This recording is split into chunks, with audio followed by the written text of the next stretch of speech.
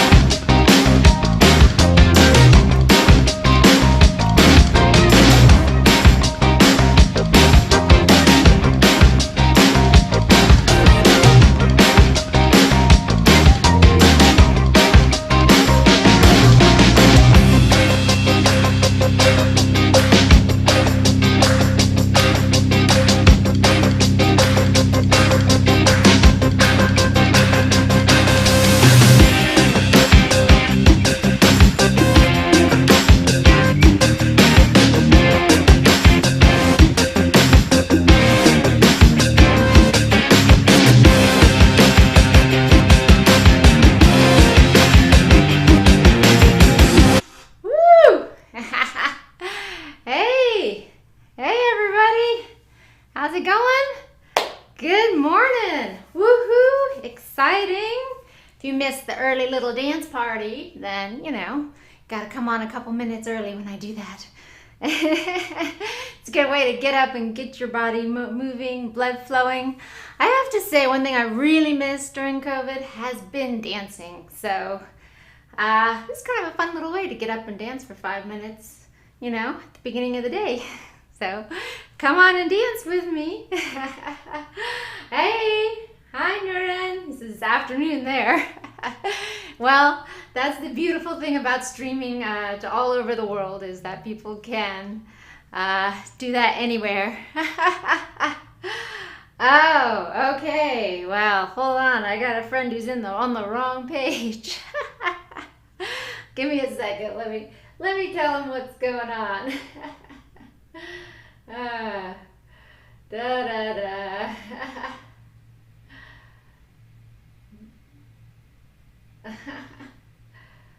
Let me just send it to him.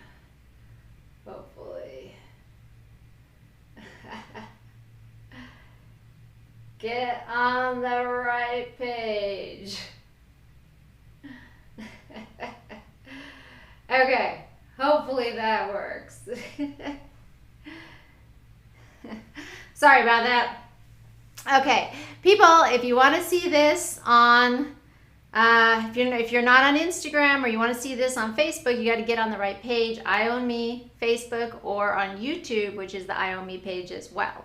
Okay, on those two pages, you can, let's see if we can get this to work. It says, keeps telling me the video's paused.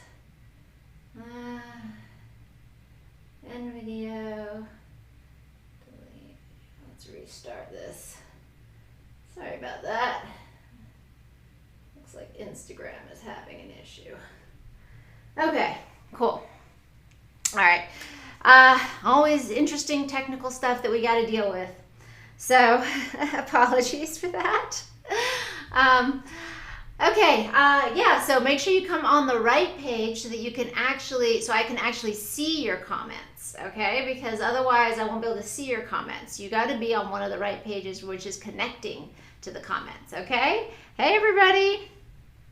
All right, so today, countdown time. It is almost the end of 2020, and I am betting a lot of us are very happy about that. Tomorrow is New Year's Eve, so I hope that you have taken time to just take some quiet time with yourself and really think about the past year and what are the good things that have come out of the past year for you? What are the blessings that you've received from this past year? What are the things you've accomplished or the realizations that you've had in the past year? And write that down. I always gives me a good summary of the year to write down all the things that I did or accomplished or goals I achieved and things I'm grateful for the past year, as well as write down your intentions for the new year. And that gives me a great way to see my progress each year Be like, oh, wow, I forgot I did that year. I forgot I took that trip or whatever it was, right? So it's fun. Hey, Emmanuel. Hello. Hey, Lucas. So be sure you do that because it's a great thing it's a great thing to look back on over the years, over time. So what's our question for today? What's our big question? For those of you who know, just doing these short little lives each morning and asking a big question, something that we can think about, something to meditate on and to do. And the big question for today that I want to ask is, what is love? Yesterday we talked about truth or true. Today I want to ask, what is love? Because the funny thing about love, as I discovered, is that we all have different definitions of it.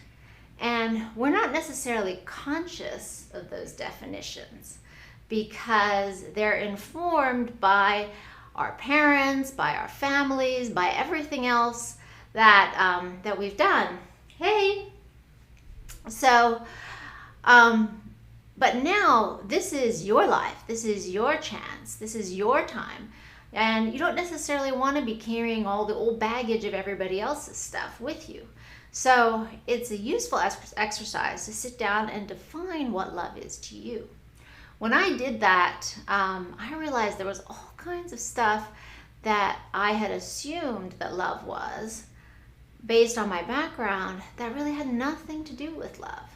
And because I felt like people had taken advantage of love to force me, or the word love or the concept of love, to try to force me to do things that I didn't want to do or that I was uncomfortable with, or to try to impose an obligation on me, I had all of this negative connotation with the word love, right?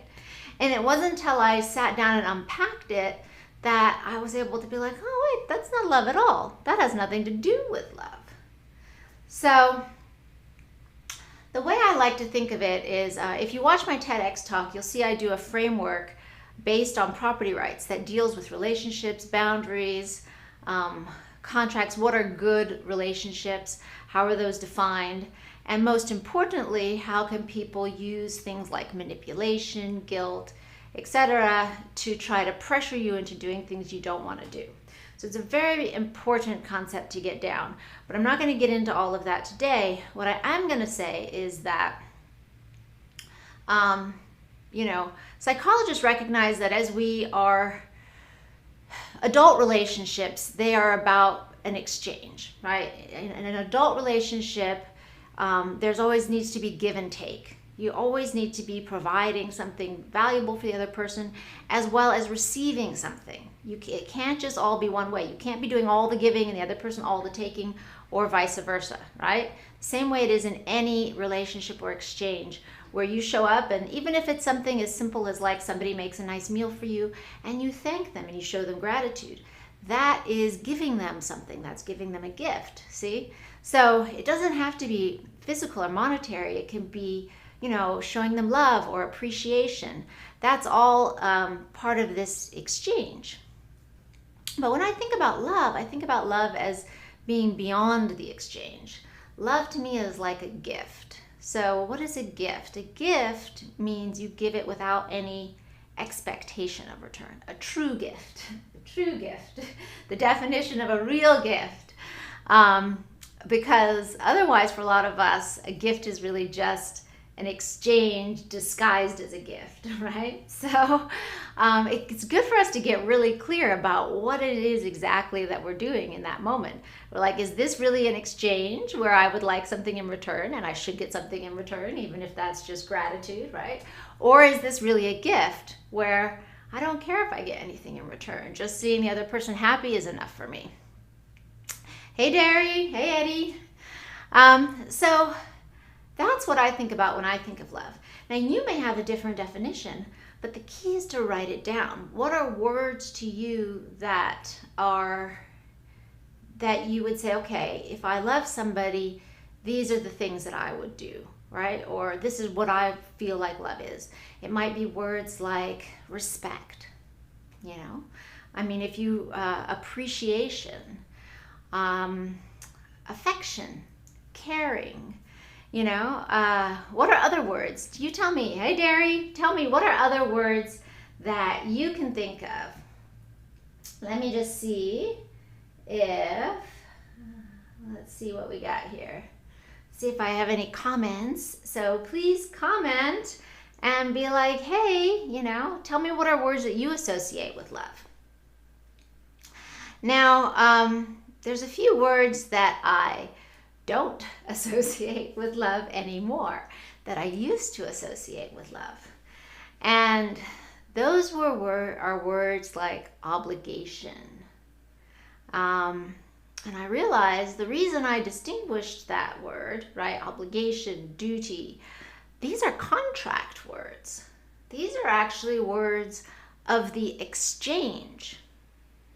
See, when you recognize, that's an exchange word, and it might still be totally valid in that relationship. We've both come into this relationship and we've agreed that we're going to do these different things. But that's a contract. That's an exchange, right? And then you have to ask yourself, did I really agree to this? Did I fully and willingly agree to these terms that someone is imposing on me? Or, hey Liz, or is this something where, and is somebody trying to disguise, sort of a disguised obligation as love? Like when somebody says, well, if you loved me, you would do this, that, and the other, right? Or, and you have to ask yourself, well, wait, what is that? Is that an obligation? Is that manipulation? What is love really? So I find that, I can't say that for you. You sit down and define it for yourself and say, okay, what are the words that really encapsulate love or the gift or what I would do for someone if I loved them, right? If someone truly, when we think about love, it's caring, it's respect. So if someone is treating you horribly and being disrespectful to you, and then they're telling you this is love, or you should take this because this is love, that's not love. That's somebody imposing that on you. Hey Liz. Yeah, there's a few things you have to do if you love the person. Okay, what are those kinds of things that you think you'd have to do if you love the person? So tell me what those things are. So for instance, we were just talking about a few of those words, but what the goal is here is for you to define it for yourself, right?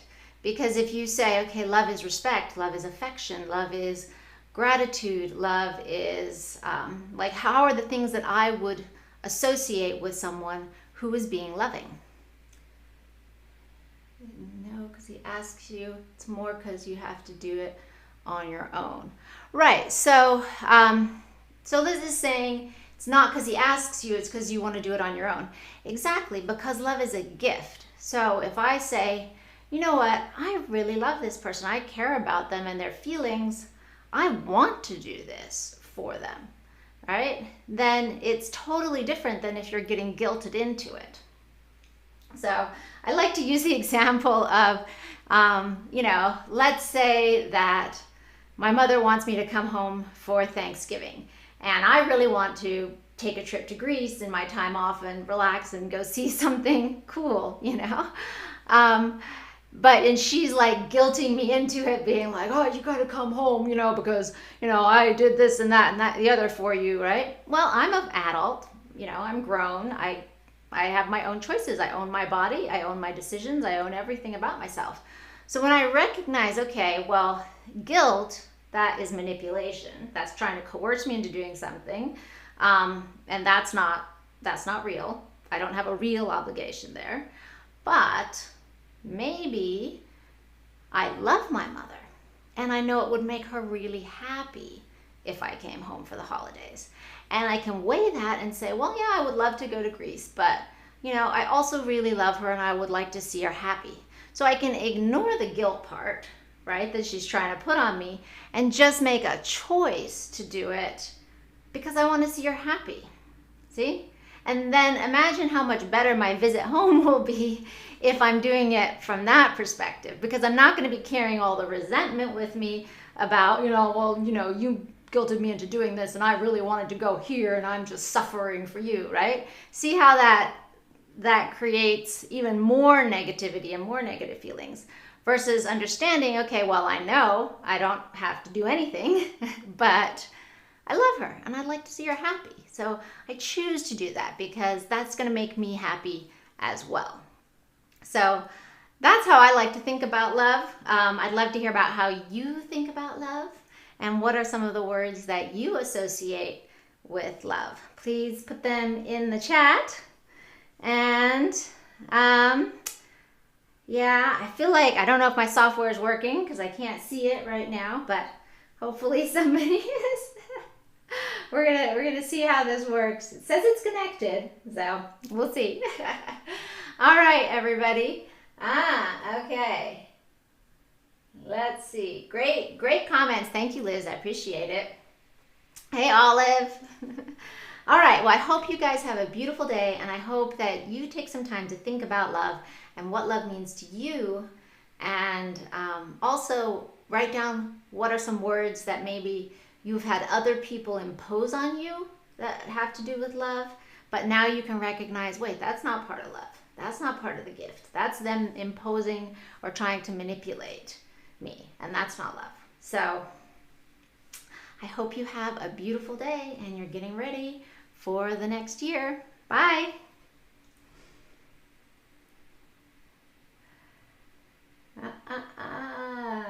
Okay.